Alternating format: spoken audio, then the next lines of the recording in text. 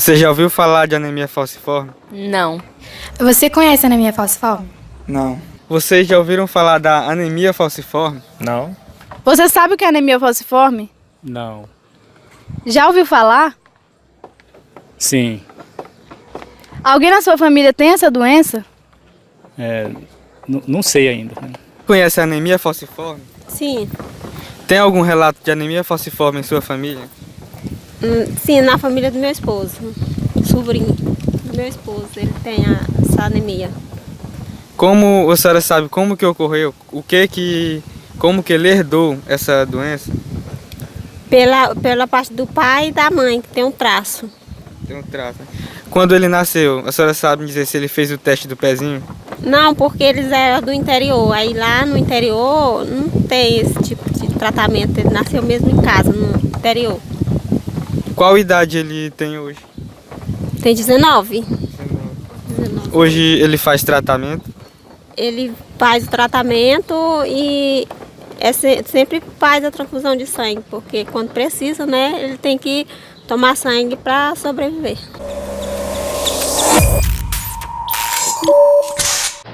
Como vimos nas entrevistas anteriores, poucas pessoas sabem do que se trata anemia falciforme, mesmo essa sendo uma das doenças genéticas hereditárias mais comuns, tanto no Brasil como no mundo. Por isso hoje resolvemos falar um pouco sobre essa doença. A anemia falciforme é uma doença genética recessiva, então é necessário que tenha tanto o gene do pai quanto da mãe. Essa anemia atinge os meus eritrócitos, que são os glóbulos vermelhos. A morfologia normal de um eritrócito é de uma forma circular, porém, quando há anemia falciforme, ele passa a ter essa morfologia de foice, por isso o nome falciforme.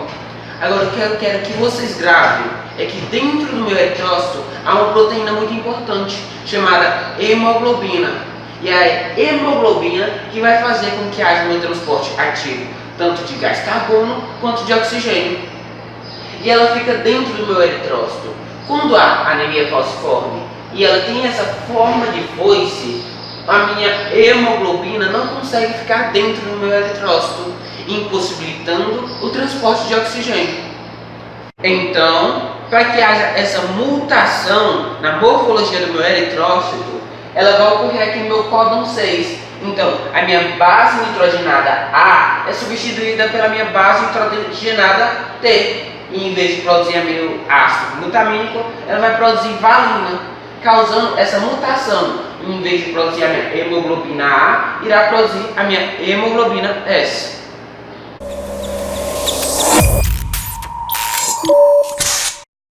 A mutação no gene que produz a hemoglobina S teve origem no continente africano.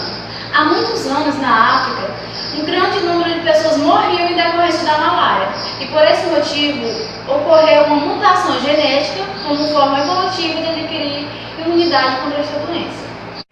Com a mutação, essas pessoas passaram a produzir hemoglobina S em vez da hemoglobina A.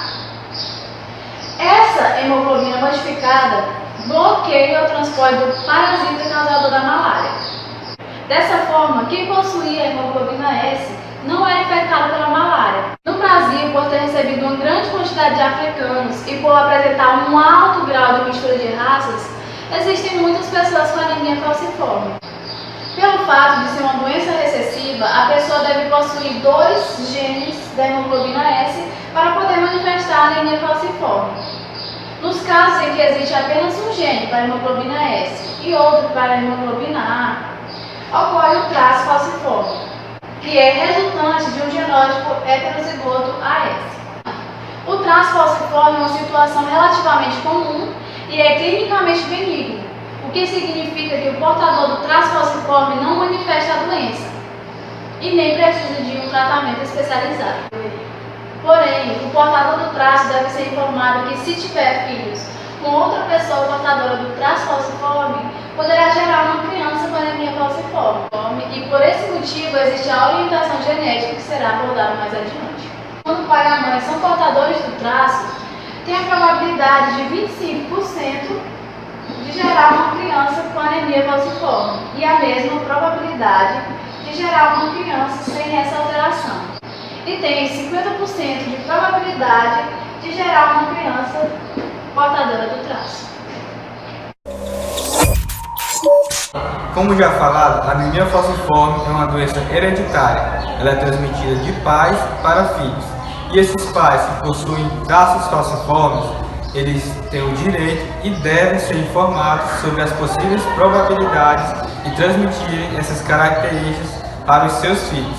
E através do aconselhamento genético, que é possível saber se esse indivíduo vai nascer ou não com tal característica. O aconselhamento genético é um procedimento que envolve questões tanto sociais, jurídicas quanto psicológicas. Por isso, é de grande relevância que o geneticista responsável seja capacitado, habilitado e possui uma grande experiência nas normas éticas. Então, o aconselhamento genético é dividido em 3 fases. A primeira, chamada de anamnese, é nada mais que um questionário para saber o histórico familiar dos indivíduos. Ele vai perguntar se já houve relatos na família dessa doença e etc. A segunda etapa consiste num exame físico, ou seja, ele vai analisar o material genético dos indivíduos através de um exame chamado de citogenética. A terceira etapa consiste na elaboração da hipótese. Baseado nos dados da primeira e da segunda fase do aconselhamento genético, é possível saber se esse indivíduo vai nascer ou não com tal característica. Então, basicamente, o objetivo do aconselhamento genético é permitir a conscientização desses indivíduos. Então, trata-se de um procedimento que ele pode ou não ser preventivo, porque a decisão cabe aos pais. Dessa forma, o geneticista ele não pode mostrar-se inclinado a uma decisão nem a outra. Ele pode apenas conversar sobre o tratamento, diagnóstico e o estado físico dessa criança, se ela vai sofrer muito ou não.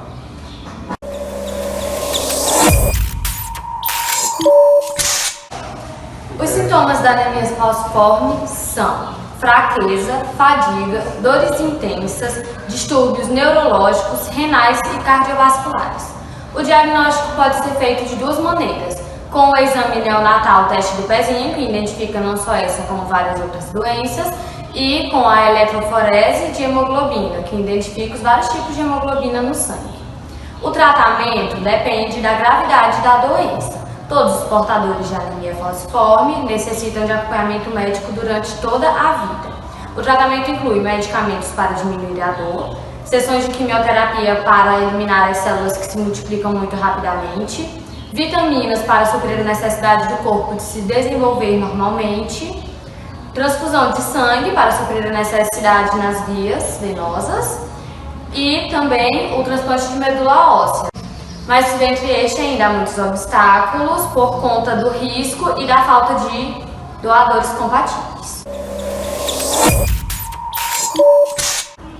A anemia falciforme, por comumente afetar os afrodescendentes e pelo Brasil ser um país muito miscigenado, ela é a doença hereditária monogênica mais comum no nosso país.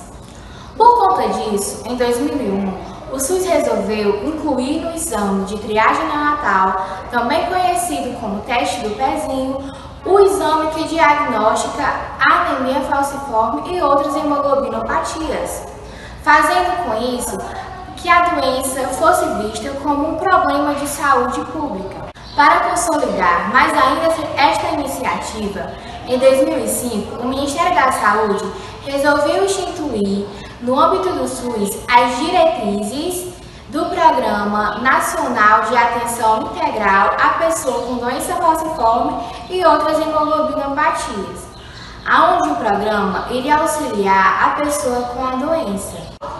Ele iria ter um acompanhamento com uma equipe multidisciplinar, composta por enfermeiros, médicos, psicólogos, teria aconselhamentos genéticos, já que a doença se trata de uma doença hereditária, e também teria acesso durante todo o seu tratamento a todos os seus medicamentos. Infelizmente, como já vimos, Para se obter a cura da anemia falciforme, é somente através do transplante de medula óssea.